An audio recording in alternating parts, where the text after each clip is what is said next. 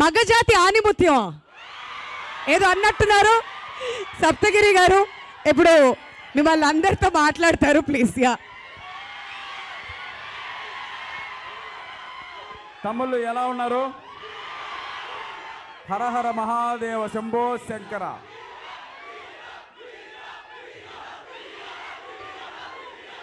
తమ్ముడు చూడ్డానికి అర్జున్లా ఉన్నాడు, అథ్లెట్ లాగా, కానీ టైటిల్ భీమా అని పెట్టారు. గుద్దితే మామూలుగా ఉన్నది గుద్దులు ఈసారి చెప్తున్నాను. ఉండరా,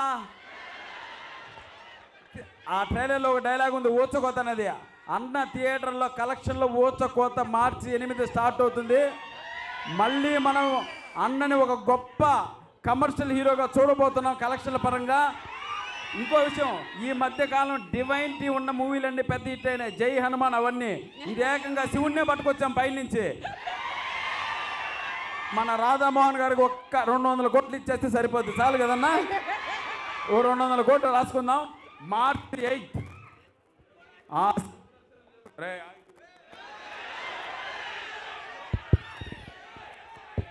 మార్చి 8 ఆ శివుని దర్శనం చేసుకుని డైరెక్ట్గా వచ్చి భీముని దర్శనం చేసుకోండి, అదిరిపోద్ది.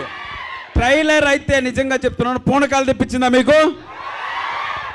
Welcome to Telugu cinema industry. Harsha గారు సార్, సీరియస్గా చెప్తున్నాను, ఈ మధ్య కాలంలో ఇంత టెంపో ఉన్న ట్రైలర్ చూడలేదు సార్.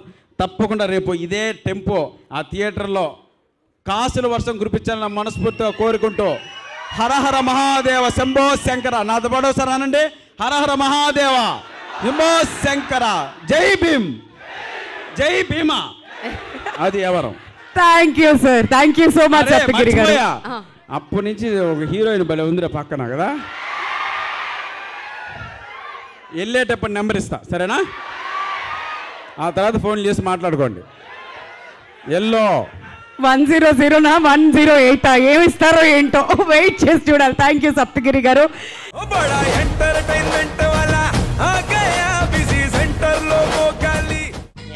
సక్కు సక్కేంద్ర సక్కు సక్కు బాయ్ బాయ్ బాయ్ బాయేంద్ర భార్గవ్ బాయ్ బాయ్. గిరాకి వచ్చే టైం ఏంది, కస్టమర్లు వస్తున్నాడు, రేడికల్ పిగురి.